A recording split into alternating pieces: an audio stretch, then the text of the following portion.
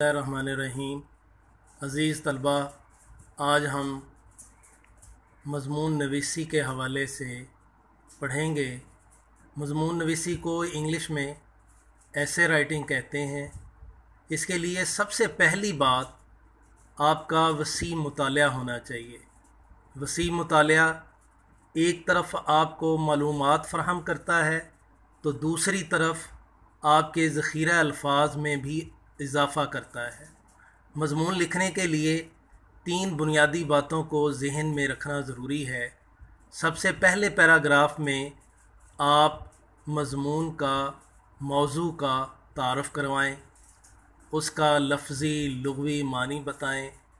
उसके बाद तफ़सीलात में जाके हर पहलू से अपने मौज़ू की वज़ाहत करें, मिसालों से उसकी तशरीह करें और मुख्तलिफ़ हवालाजात से उस मज़मून को माला माल करें। मज़मून के आखिर में आप एक लुब्बे लुबाब ख़ुलासा माहासल पेश करेंगे। इसमें आप अपनी ज़ाती राय पेश करेंगे। तो मिसाल के तौर पर आज हम कौमी ज़ुबान उर्दू को देखते हैं कि इस पर कैसे मज़मून लिखा जाए। कौमी ज़ुबान उर्दू पर मज़मून लिखने के लिए सबसे पहले हम देखेंगे कि कौम क्या चीज़ है। दुनिया में कौमियत के हवाले से कई किस्म के नज़रियात पाए जाते हैं। बाज़ कौमें रंग के एतबार से तश्कील पाई हैं। मसलन तमाम दुनिया के सफ़ेद रंग वाले स्याह फ़ाम कौम हैं और अफ्रीका के स्याह रंग वाले सारे स्याह फ़ाम कौम से ताल्लुक़ रखते हैं।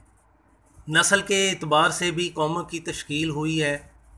मसलन आर्या नस्ल, द्राविड़ नस्ल, चीनी हन नस्ल वग़ैरह।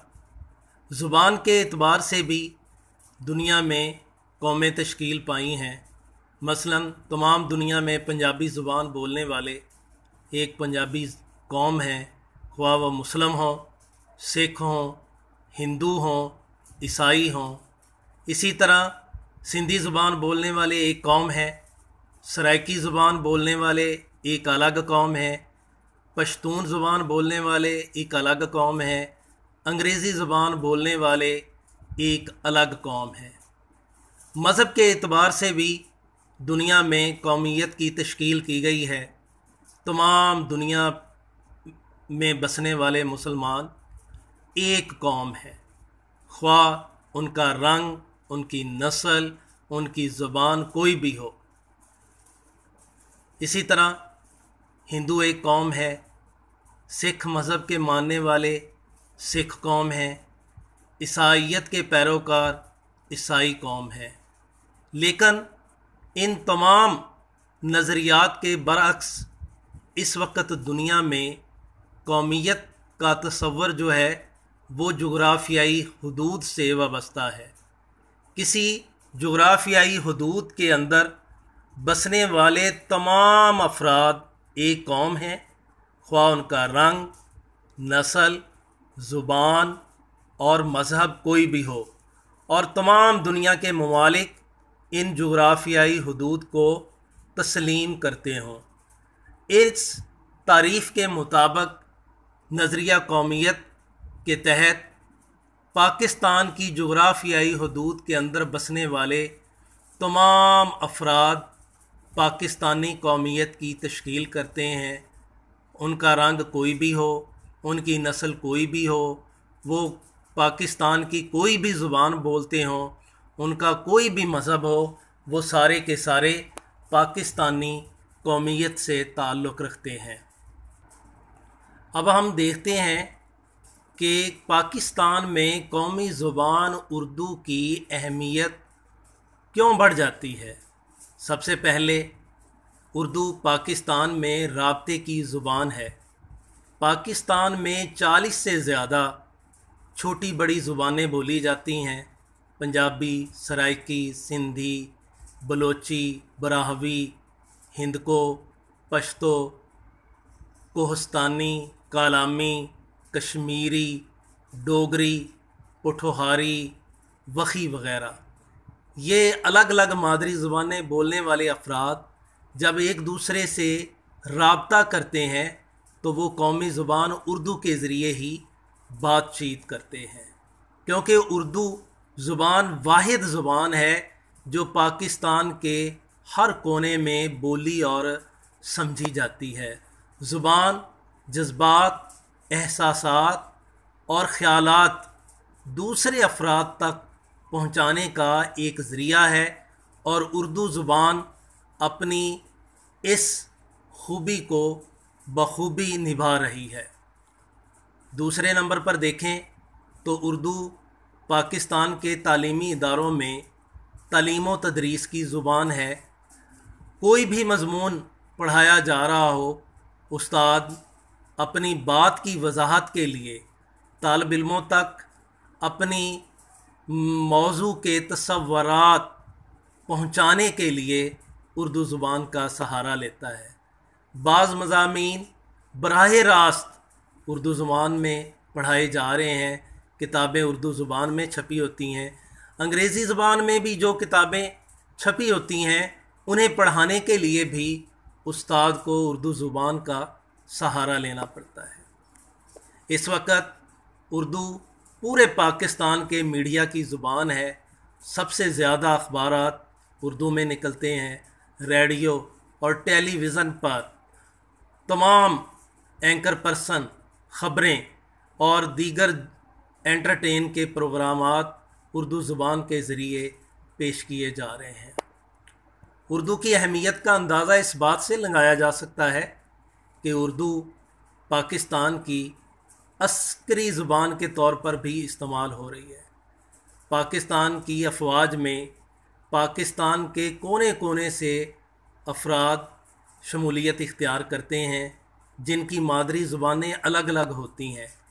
کسی بھی یونٹ میں، کسی بھی فوجی پلاٹون میں جب یہ الگ الگ مادری زبانیں بولنے والے افراد اکٹھے ہوتے ہیں تو آپس میں بات چیت کے لیے وہ اردو زبان کا سہارا لیتے ہیں۔ اردو کی اہمیت اس سے بڑھ کر کیا ہوگی کہ آپ پاکستان کے کسی بھی بازار میں، منڈی میں جائیں تو خرید و فروخت کے لیے آپ کو اردو زبان کا سہارا لینا پڑتا ہے۔ حتیٰ کہ کسی قصبے کے بازار میں چلے جائیں تو دکاندار گاہک کی آمد کے ساتھ ہی اردو بولنا شروع کر دیتا ہے۔ گویا خرید و فروخت، چیزوں کی خرید کے لیے اور چیزوں کو فروخت کرنے کے لیے منڈی اور بازار میں اردو کے بغیر چارہ نہیں ہے۔ اردو شہری تہذیب کی زبان سمجھی جاتی ہے۔ جو لوگ آپس میں بات چیت کے لیے اردو زبان استعمال کر رہے ہوتے ہیں انہیں شہری عام طور پر سمجھا جاتا ہے۔ آدمی کتنا ہی تعلیم یافتہ کیوں نہ ہو، جب کسی محفل میں وہ اردو کی بجائے پنجابی زبان بول رہا ہوتا ہے تو لوگ اس پر شک کر رہے ہوتے ہیں، لیکن جو ہی ایک ان پڑھ غیر تعلیم یافتہ آدمی اردو زبان میں بات کرتا ہے تو ایسا لگتا ہے کہ یہ کسی شہر کا رہنے والا ہے۔ اردو ادبی زبان کی حیثیت سے بھی پاکستان میں اپنا لوہا منوا چکی ہے۔ بے شمار اردو شاعر قیام پاکستان کے بعد پیدا ہو چکے ہیں۔ قیام پاکستان سے قبل ہی اردو اپنی ادبی حیثیت اختیار کر چکی تھی۔ میر درد، میر تقی میر، غالب، آتش جیسے نامور شعراء اردو زبان نے پیدا کیے۔ علامہ اقبال جو پاکستان کے قومی شاعر ہیں، ان کی شاعری ہمارے طالب علموں کے دلوں کو، ذہنوں کو گرمانے کے لیے بنیادی حیثیت رکھتی ہے۔ اردو میں بے شمار ناول، ڈرامے، افسانے لکھے جا چکے ہیں اور ابھی بھی یہ سلسلہ جاری ہے۔ دوسری طرف ہم دیکھیں تو اردو پاکستان کے سیاسی اداروں میں ایک بنیادی اور کلیدی رول ادا کر رہی ہے۔ قومی اسمبلی ہو، صوبائی اسمبلی ہو یا سینٹ ہو، ہر جگہ سیاسی افراد آپس میں اردو میں بات چیت کرتے ہوئے نظر آتے ہیں۔ انتظامی طور پر بھی تھانہ، کچہری اور اسسٹنٹ کمشنر، ڈپٹی کمشنر اور دیگر دفاتر میں جب افراد اپنے کام کے سلسلے میں، اپنے معاملات کے سلسلے میں جاتے ہیں تو وہاں وہ اردو زبان سے ہی اپنی ما فی ضمیر بیان کرتے ہیں۔ سب سے اہم بات، اردو مذہبی تعلیم کے فروغ میں بھی بہت ہی اہم کردار ادا کر رہی ہے۔ قرآن مجید کا ترجمہ اور تفسیر سمجھنے کے لیے اردو بنیادی زبان کی حیثیت رکھتی ہے۔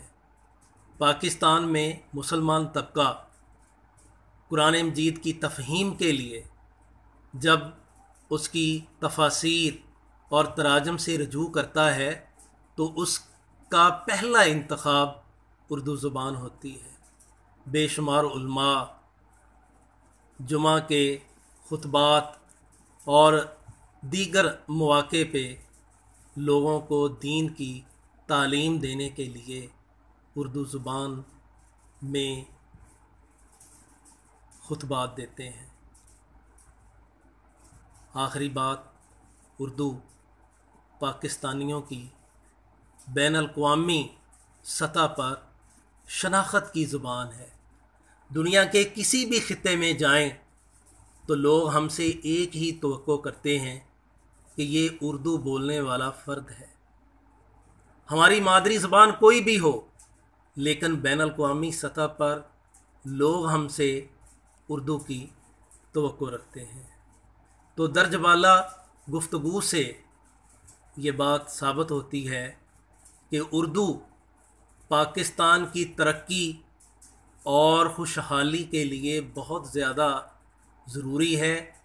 اردو زبان سیکھے بغیر گزارا نہیں ہو سکتا۔ یہی وجہ ہے کہ اردو کو پاکستان کی قومی زبان کا درجہ دیا گیا ہے۔ بہت شکریہ۔